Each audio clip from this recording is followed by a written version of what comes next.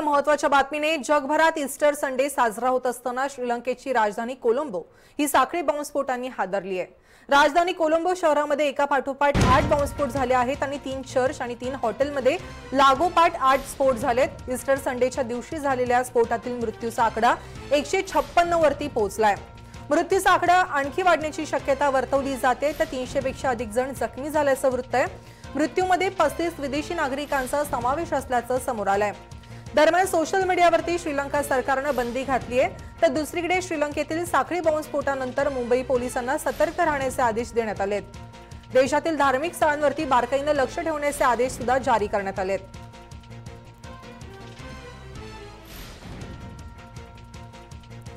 आंतरराष्ट्रीय विषयाचे अभ्यासक निळू दामले फोनवरून माझ्याशी जोडले गेलेले आहेत। निळू सर, काय सांगाल, जवळपास श्रीलंकेमध्ये हे जे 8 बॉम्बस्फोट झालेले आहेत यात जवळपास 150 माणसं मेलेली आहेत, काय याबद्दल मार्गदर्शन कराल?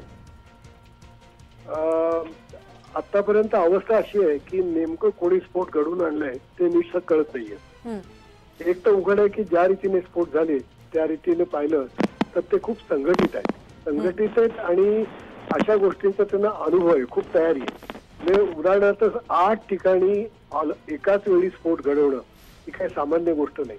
त्या सगळे स्फोटक तयार करणं, आत्मघाती पद्धतीने जाऊन पोहोचणं आणि घडवून आणणं हे खूप प्रयत्नपूर्वक घडलेलं आहे आणि अशा प्रकारच्या स्फोटांची सवय श्रीलंकेला नाही आणि त्यामुळे खुद्द श्रीलंकेतले लोक सुद्धा आता हे तपास करतायत की कोणी केला असेल।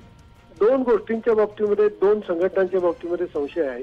एक संघटना तौहीद जमात नावाची संघटना आहे आणि ही संघटना साधारणपणे आपण असं म्हणूया की ख्रिश्चन आणि बुद्धिस्ट लोकांच्या विरोधामध्ये हिंसा करायला तयार आहे, विशेषतः ख्रिश्चनांच्या विरोधामध्ये, आणि ती ICC संबंधित आहे असं म्हणतात। आणि दुसरी संघटना आहे ती लोकल बुद्धिस्टांची, सिंहला लोकांची संघटना आहे आणि ती राष्ट्रवादी टाईप आहे आणि त्यामुळे त्यांना बाहेरून आलेले लोक नकोत, म्हणून मुसलमान पण नकोत आणि ख्रिश्चन पण नकोत, अशा 2 लोकांनी केलंय असं आता शक्यता आहे। आणि त्यामुळे श्रीलंकेच्या समोर आता गंभीर प्रश्न उभा आहे की या माणसांनी जर पाळमुळं तिकडे जमवली असतील तर आता यांच्याशी कसं हाताळायचं ते त्याला फार कठीण होऊन बसणार। नक्कीच, धन्यवाद निळू दामले तुम्ही आमच्याशी केलेल्या बातचीतीबद्दल।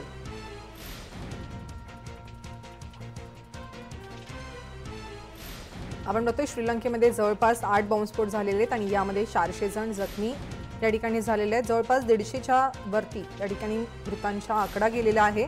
आपण बघतोय जवळपास 35 हे विदेशी नागरिक असून यामध्ये सर्व भारतीय हे सुरक्षित असल्याचं समजतंय। याच पार्श्वभूमीवरती मुंबईमध्ये सुद्धा धार्मिक स्थळांवरती बारकाईने लक्ष ठेवण्याचे आदेश जारी करण्यात आले आहेत।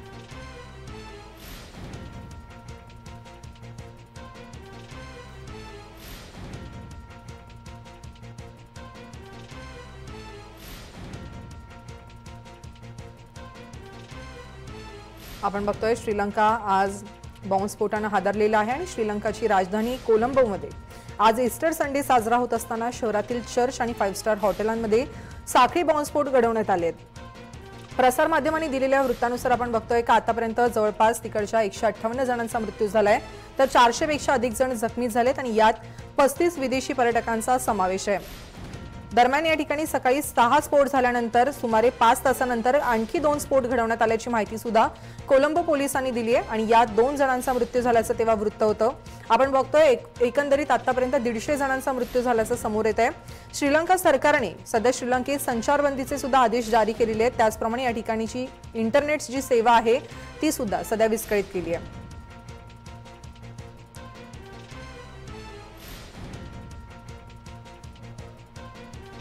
या संदर्भात अधिक माहिती जाणून घेणार आहोत आमचे इनपुट हेड विनोद राऊत यांच्याकडून। विनोद सर, काय सांगाल, श्रीलंका सकाळीच आज ईस्टर संडेच्या निमित्तानं या ठिकाणी बॉम्बस्फोटाने हादरलेलं आहे, जवळपास 150 जणांचा मृत्यू झालेला आहे, काय अधिक माहिती आहे? श्रीलंकेमध्ये आजचा दिवस हा खूप भीषण दिवस होता। ईस्टरच्या सगळ्या चर्चमध्ये ईस्टरचं सेलिब्रेशन सुरू असताना जवळपास 3 चर्च आणि 3 5 स्टार हॉटेलमध्ये साखळी बॉम्बस्फोट झाले। या बॉम्बस्फोटात जवळपास 160 जण ठार झाल्याची माहिती आहे आणि जवळपास 400च्या वर जण जखमी झालेले आहेत आणि स्फोटाची जी भीषणता आहे, तीव्रता आहे, त्यावरनं हा मृतांचा आकडा आणि जो जखमींचा आकडा आहे तो वाढण्याची भीती व्यक्त केली जाते। 2009 मध्ये LTTचा 9/8 झाला होता, पाळेमुळे त्याची पूर्ण नष्ट झाली होती. त्यानंतर 2009 नंतर ते आतापर्यंत श्रीलंकेमध्ये अशा प्रकारचे बॉम्बस्फोट किंवा अशा प्रकारचे हल्ले कधी श्रीलंकन जनतेने अनुभवलेले नाहीये. तसा रिलेव्हंटली शांततेचा काळ सुरू होता. मात्र एवढ्या वर्षानंतर भीषण बॉम्बस्फोट झालेले आहेत. कोलंबो शहर हादरलेलं आहे आणि हा स्फोट नेमका कुणी घडवलेला आहे, कुठलं संघटन यांच्या पाठीमागं आहे? कारण अशा स्फोटाची जी तीव्रता लक्षात घेता या प्रकारचे स्फोट घडवण्याची क्षमता ही LTT किंवा जे कट्टरवादी ज्या संघटना आहे दहशतवादी त्यांची ही कॅपॅसिटी आहे. त्यामुळे नेमकं या हल्ल्यामागं कोण आहे याचं आता इन्व्हेस्टिगेशन सुरू झालेलं आहे. मात्र सध्या कोलंबोमध्ये जे सगळे हॉस्पिटल आहेत ते खचाखच जखमींनी भरलेले आहेत. त्यांच्यावरती उपचार सुरू आहे. मृतांचा आकार सुद्धा वाढतोय. भीषण हल्ला हा जवळपास 10 वर्षांनंतरचा हा भीषण हल्ला आहे श्रीलंकेमध्ये अनुभवतोय आपण. नक्कीच विनोद सर, तुम्ही माझ्यासोबत असेच जोडले गेलेले राहा. आंतरराष्ट्रीय विषयाचे अभ्यासक शैलेंद्र देवळाणकर हे देखील फोनवरून जोडले गेलेले आहेत. शैलेंद्र सर, काय सांगाल? श्रीलंकेची राजधानी आज सकाळीच या ठिकाणी बॉम्बस्फोटाने हादरलेली आहे. काय याबद्दल विश्लेषण कराल? नक्कीच हा एक दुर्दैवी अत्यंत मोठा या वर्षातला सगळ्यात मोठा दहशतवादी हल्ला आहे. आणि जसं आता सांगितलं की 2009ला श्रीलंकेमधलं याची युद्ध संपल्यानंतरचा गेल्या 10 वर्षातला हा सगळ्यात मोठा हल्ला आहे. फक्त या हल्ल्याकडे आपण कोणत्या दृष्टिकोनातनं पाहायचं हा एक अत्यंत महत्वाचा भाग आहे. मला असं वाटतं की या हल्ल्याकडे ग्लोबल कॉन्टेक्स्टमधनं जागतिक परिप्रेक्ष्यामधनं पाहणं अत्यंत गरजेचं आहे.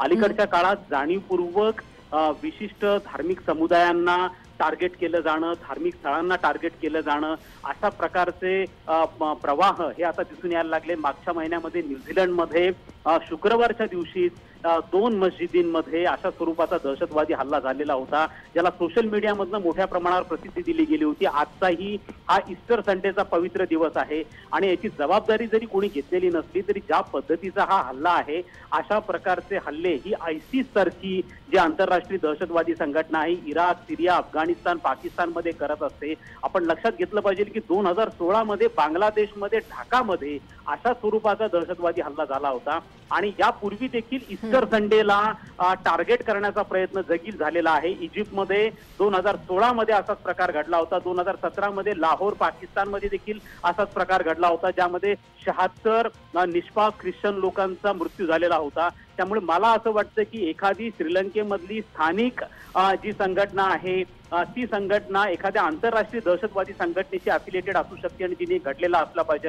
याच्यातनं एक गोष्ट समोर येते आणि ती म्हणजे जो भयंकर मोठा मूलतत्ववाद हा अलीकडच्या काळामध्ये दक्षिण आशियामध्ये वाढतो, ज्याला आम्ही म्हणतो की रॅडिकलायझेशन. या रॅडिकलायझेशन मधनच हा हल्ला घडून आलेला आहे आणि या रॅडिकलायझेशनचं सगळ्यात मोठं जे रूप आहे किंवा त्याला जो एक्सपोर्ट करणारा मोठा देश आहे तो पाकिस्तान आहे. आणि मागच्या वर्षापर्यंत पाकिस्तान आणि श्रीलंकेमध्ये एक करार झालेला होता. त्या करारानुसार विदाऊट व्हिसा पाकिस्तानचे नागरिक हे श्रीलंकेला जाऊ शकत होते आणि त्याचाच फार मोठा गैरफायदा हा पाकिस्तानमधनं घेतला गेला होता. नंतर श्रीलंकेने तो निर्णय फिरवला आणि पाकिस्तानी नागरिकांना व्हिसा शिवाय येणं हे बंद करून टाकलेलं होतं. एक लक्षात घ्या की मागच्याच वर्षी जवळपास 42 श्रीलंकन नागरिक तरुण हे ISIS संघटनेला जाऊन मिळाले होते. अगदी नुकतंच दक्षिण भारतामध्ये NIA मागच्याच आठवड्यामध्ये मोठे छापेमारी केलेली होती आणि केरळमधनं आणि हैदराबादमधनं ISISशी अफिलिएटेड असणाऱ्या लोकांना अटक केलेली होती. त्यामुळे हा जो एक मोठं कारस्थान आहे